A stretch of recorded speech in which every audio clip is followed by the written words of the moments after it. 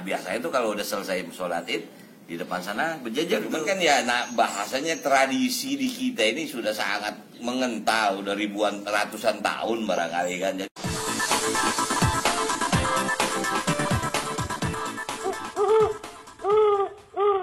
Idul Fitri sangat berasa secara individu bahwa memang kita harus segera mengevaluasi diri apa yang terjadi ini. Tapi saya sangat yakin Allah tidak akan menguji manusia di luar batas kemampuan. Itu keyakinan saya. Cuman kita berharap ya Allah, mudah-mudahan ujiannya jangan terlalu lama. Karena sudah terlalu banyak yang merasakan ujian ini, dampaknya luar biasa. Tapi biar bagaimana ya, mina aidin wal faizin, maaf lahir dan batin. Ini situasinya harus kita terima sih tahun ini.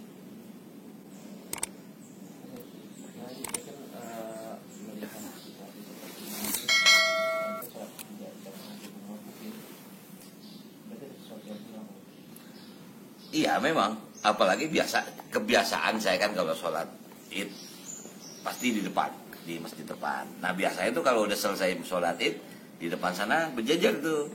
Ya maaf, di sini kan warganya tidak semua muslim.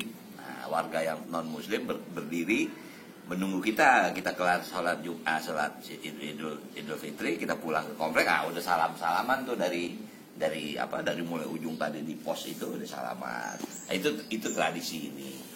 Kemudian pasti ini nggak ada halal bihalal. Biasanya memang seminggu setelah hari raya kita suka ada halal bihalal. Cuman pasti nggak ada halal bihalal. Nah ini situasi-situasi yang memang harus kita terima. Ya sekarang ntar insya Allah nih terus masa kita virtual pakai Zoom gitu kan. Nanti kita sepakat habis zuhur udah pakai 3 komputer. Habis keluarga saya, keluarga Mbak Dewi, jadi rame nih ntar. Ya begitulah. Ya sekarang pasti akan rame itu. Istilahnya silaturahim virtual. Ya itu yang terjadi sekarang. Ya harus kita terima. Tapi untung masih ada teknologi. Kalau enggak kita mau gimana kan? Udah nggak open house, bahasanya udah terus nggak bisa silaturahmi ke kakak. Kalau ibu bapak kan memang sudah meninggal, itu pun kita nggak bisa silaturahmi dalam kaitan fisik, datang ke makam nggak. Tapi kan artinya ada media doa, misalnya seperti itu.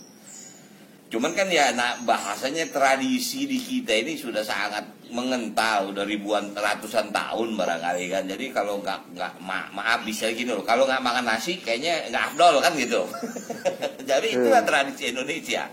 Tapi begitu ada perubahan, memang jujur nggak mudah untuk bisa beradaptasi. Makanya kita lihatlah, maaf, pasar 2 hari menjelang Lebaran ramai penuh. Ya bayangin kalau Tanah Abang tutup 3 bulan, gimana orang mau berdagang? Tapi situasi seperti itu. Makanya kan, ya saya nggak tahu apakah itu bagian dari toleransi, tapi nggak bisa dipungkiri, nggak mungkin bisa mengangkat akar budaya yang begitu lama menguat dengan sebuah kejadian kemudian bisa diterima. Pasti nggak mungkin. Ini adat sama juga, orang kalau Lebaran nggak makan ketupat, nggak makan Lebaran. Padahal ketupat tiap hari kita bisa makan ketoprak. Cuman nanti kalau nggak makan ketoprak, nggak makan ketupat, ada sayur ininya atau lontong cap komi segala macam, kayaknya nggak afdol gitu lah. Itu bagian dari tradisi yang nggak bisa kita pungkiri. Bang Haji, kalau boleh cerita sedikit persiapannya sama sebelum sholat id ada yang di rumah ini seperti apa sih, sama koordinasinya sama orang-orang yang...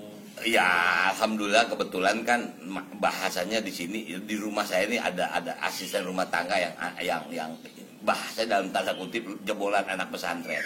Jadi dia agak paham.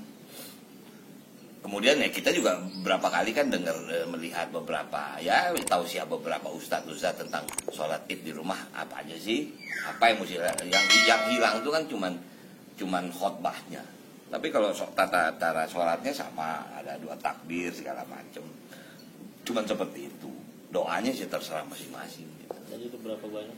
Apa? Nggak banyak, tadi cuman berapa, saya, Mbak Dewi, istri, anak, Raka, Dea, suaminya. Ya paling nggak lebih dari 10 orang. Habis emang nggak banyak orang. Tapi kan tadi bilang tidak mengadakan open house, tapi jika ada teman yang datang ke rumah. Enggak, saya terpaksa bilang tidak. Karena mereka udah tahu.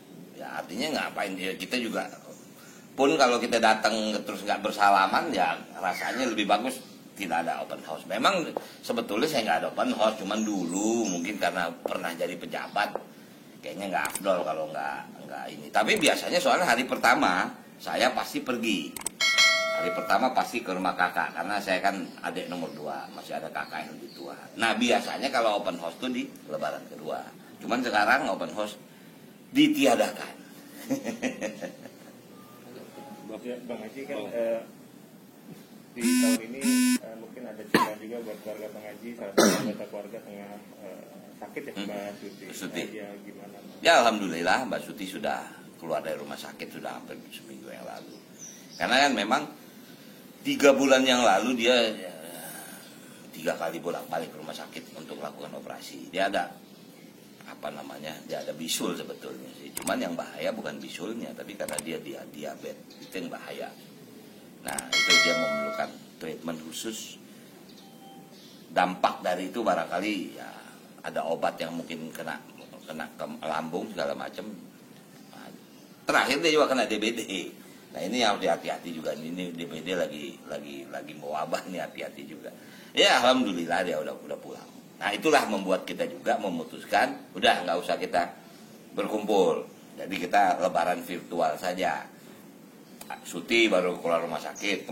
Ponakan saya mah cucu saya, anak kakak juga baru pulang rumah sakit kena DBD juga kan. Ya udah saya bangun deh. Jangan ini deh, ntar repot lagi. Udah kita sepakat aja lebaran virtual aja.